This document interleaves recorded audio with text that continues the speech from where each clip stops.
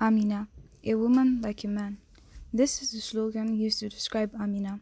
Everything she did as a queen exceeded what her male predecessors had done.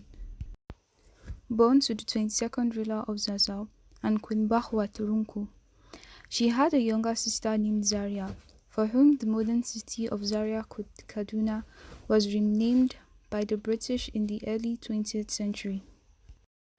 Commonly known as the Warrior Queen, Queen Amina was the first woman to become queen in a male-dominated society.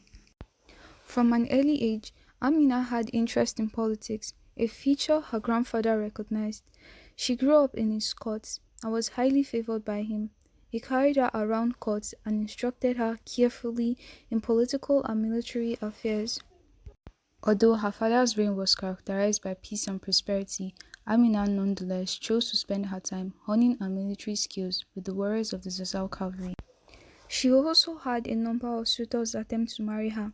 Attempts to gain her hand included a daily offer of 10 slaves from Makama and 50 male slaves and 50 female slaves, as well as 50 bags of white and blue clothes from Sakin Kanu. After the death of her parents, Amina's brother became the king of Zazzau, despite the fact that Amina was older. This was due to the belief the people had then that a woman cannot be a leader. After the death of her brother, Amina assumed the position of queen and ruler of Zazzau. Zazzau was one of the original 7 Hausa states. Before Amina assumed the throne, Zazzau was one of the largest of the Hausa states. Only 3 months after being crowned queen, Amina waged a 34-year campaign against her neighbors to expand Zazzau territory. Her army consisted of about 20,000 foot soldiers and 1,000 cavalry troops, whom were well-trained and fearsome. Under Amina's, Zazzau controlled more territories than ever before. To mark and protect her new lands, Amina had her cities surrounded by eastern walls. These walls became a commonplace across the nation until the British conquest of Zazzau in 1904, and many of them survive today, known as Ganuwak Amina, Amina's walls. She reigned for 34 years and greatly expanded her kingdom through conquest. She also opened up trade routes and is believed to have initiated the cultivation of kola nuts in the territory she ruled.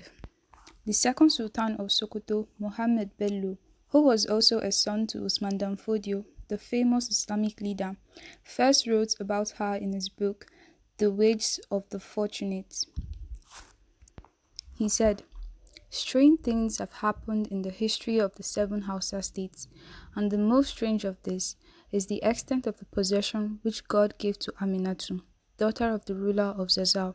She waged war in the Hausa lands and took all, so that the men of Katsina and men of Kano brought her tributes. She made war in Bauchi and against the other towns of the south and west, so that her possessions stretched down to the shores of the sea." According to him, Amina was the first to introduce the administration as we know it to Hausa societies, and she also had a unique gift of leadership. She died at the age of 77, but the exact place she died is still being debated. Her legacy lives on as she is still symbolized as a virtue of strength and courage. Thank you so much for watching. If you like this video, please hit the like button. If you want more videos like this, please subscribe and turn off the notifications. Next time, stay safe.